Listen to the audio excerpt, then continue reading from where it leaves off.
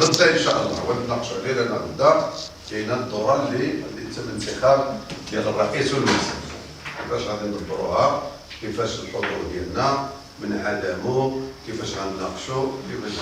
انا الاقتراح اللي كاين هو ان غادي واحد المدينه اللي حرصنا عليها، واحد البلديه اللي الحمد لله صبحات من البلديات والمقر اللي الحمد لله من احسن المقرات على المستوى الافريقي، واللي الحمد لله طاح بتكلفه ديال سيق الدرهم، وحتى بالنسبه للتزيين ديالو والطابع اللي خدا التقليدي الفاسي حتى هو كذلك بمساهمه ديال واحد المجموعه ديال الناس ديال فاس الحمد لله الله يجازيهم بخير.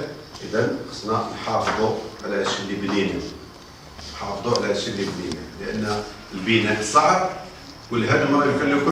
حنا بالنسبه لنا الامر محسوم، امر محسوم اللي جابوه اللي اقترحوه ديال مصلحه فاس ولخدمه هذه المدينه. هاد الناس عاد بداو واصعب شيء البدايه، والناس دهشانه. حنا اللي جابوه غنصوتوه، اللي جابوه واقترحوه لا عمده ولا عضو في المكتب غادي نصوتوا معاه، وفي الميزانيه غادي نصوتوا معاه، وغادي نشوفوا النتائج من بعد. ما يتسجلش علينا اننا عرقلنا عمل معين او عرقلنا تشكيله معينه بروح رياضيه. اذا كانت هذه اراده الشعب الله يكمل بخير، كانت شي حاجه اخرى راه غتبان، كان تصويت عقابي لاي جهه معينه راه وصلت الرساله. اذا كان هذه الاسئله مطروحه عن الشارع الفاسي، ولكن حنا بالنسبه لنا سنساهم بناء المدينه، بناء المدينه. لهذا ما تحسبش علينا اننا جينا وقلنا لا او ما رضيناش او ما كذاش، لا بالعكس، هذه هي الحياه. النهار اللي خلقينا عارفين غنموتوا، النهار اللي ترشحنا عارفين ننجحوا او ما ننجحوش. مسألة منطقية ومقبولة، روح رياضية عالية تنقبلوا بالنتائج. إذن أمام واحد الأمر واقع، أمر واقع خصنا نعطيو للساكنة فاس أننا معارضة بشكل آخر من نوع آخر. ونهار اللي تجي شي حاجة اللي ضد الساكنة أو شي قرار اللي فيه رفع أسعار ديال هاد الضرائب المحلية أو شي حاجة، غادي يكون عندنا الموقف المناسب في الوقت المناسب. البداية ستكون بداية ديال الناس اللي تيحبوا مدينتهم واللي تيحافظوا على المكتسبات راه ديالكم كلها. ما يمكنش تدوز في شي شارع أو في شي زنقة أو في شي درب وما تقولش هاد القاعة راه حزب استقلال بناها، ولا هاد المقر راه استقلال بناه، ولا هاد الشجرة راه استقلال غرسها، ولا هاد الطريق والكودرون راه استقلال اللي داروا، ولا اي حاجه، ولا هذه ماشي خصها حزب الاستقلال، ولا هذا ماشي السبوعه ديال حزب الاستقلال. هادشي كلمات الزي تعرفوا. وما تبقى من المشاريع نتمنى باش تكمل اللي هي المكتبه الكبرى، واللي معلمه من المعالم اللي غتكون على المستوى العالمي. راه بدات تتبان في واد فاس، راه بدات الحمد لله تتبان، غتكون معلمه اللي غيزورها العالم. باب فاس غتكون من احسن الابواب على المستوى اللي نتمنى انها تكمل بالمواصفات اللي كانت مخططه لها ومهيئه لها. الزلج بلدي بالمسائل تكون فاس، باب فاس فاسيه بالزلج البلدي وبالخشب ومسائل. حنا الاعتمادات وكلشي موفر له، والتسييج موفر، وانطلاق الاشغال بدات وراه غاديه في ندورها في الطابق الخامس او السادس، مازال 4 طوابق. اذا تكون من افخم واعظم مكتبه على المستوى الوطني. المشاريع شاطئ فاس كذلك الصفقات مرات والامور هذا تحت السيطره ديالها، حيت حنا ما تنجاوبوش بعض المرات. تيطلقوا الاشاعات 10 مليار البلديه غتخسرها وشي 20 شي تيقول ما تيقول.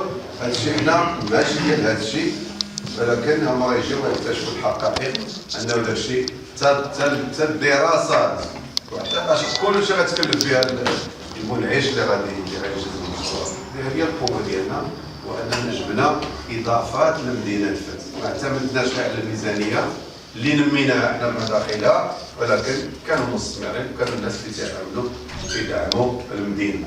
بسم الله الرحمن الرحيم، والصلاة والسلام على خاتم الأنبياء والمرسلين ومن دعا بدعوته إلى يوم الدين. بلاغ الصحفي صادر عن اجتماع منتخبي مدينة فاس انتخابات 24 تنفيذ 2015 برئاسة الأخ الأمين العام لحزب الاستقلال، استعدادا للمرحلة النضالية التي ستمر بها مدينة فاس عقب الانتخابات الجماعية والجهوية 24 تنفيذ 2015، وبعدما عرفته من تكالب لقوى الشر المزيفة للحقائق وإرادة الجماهير، والتي ساهمت في ذبح الديمقراطية والعودة إلى مراحل ظن المغاربة أنهم قطعوا الصلة معه. عقد منتخب حزب الاستقلال بفاس لقاء نضاليا ترأسه الأخ الأمين العام للحزب الأستاذ حميد شباط، والذي قدم عرضا مسهبا حول الظروف التي صاحبت يوم الاقتراع سواء قبل يوم 24 تنفيذ 2015 أو خلاله وبعده، مؤكدا أن هذه المرحلة لن تزيد الحزب إلا صمودا وقوة ومواجهة لخصوم الديمقراطية والتخندق مع الشعب في محنه وقضاياه. كما ذكر الأخ الأمين العام المنتخب بالقوة النضالية التي يتمتعون بها، مذكرا إياهم بأهم منجزات الجماعة الحضرية لفاس، والتي تشهد بالملموس على المجهودات الجبارة التي بذلها الحزب بمدينة فاس. وخلال هذا اللقاء وبعد المناقشة المستفيضة اتفق الجميع على ما يلي: أولا، تقديم الدعم اللازم للفريق الجديد المسير لجماعة فاس، ووضع تجربة الحزب رهن إشارته خدمة للمصالح العليا للمدينة، المساندة النقدية للمكتب المسير للمدينة بما يخدم مصالحها وقيمتها التاريخية، المساندة بكل البرامج التي ستساهم في إتمام المشاريع التي تعرفها فاس، والتي كان للحزب شرف إقامتها وتحقيقها لصالح المدينة، مع الاصطفاف إلى جانب الجماهير الشعبية لفاس التي تنتظر من منتخب الحزب الشيء الكثير.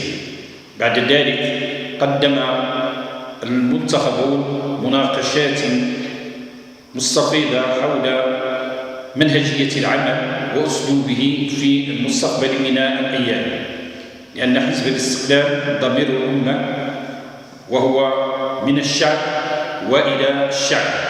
فتحية نضالية لكل ساكنة مدينة فاس، لكل الجماهير النضالية بمدينة فاس التي كانت ولا زالت وستستمر ثقتها في حزب الاستقلال، ولكل مناضليه ولكل من ساهم في بناء هذه المدينة وأعطاها الصورة المثالية التي تستحقها. وطبعا فاس تستحق الكثير، ونحن ننتظر هذا الكثير. والسلام عليكم ورحمة الله تعالى وبركاته.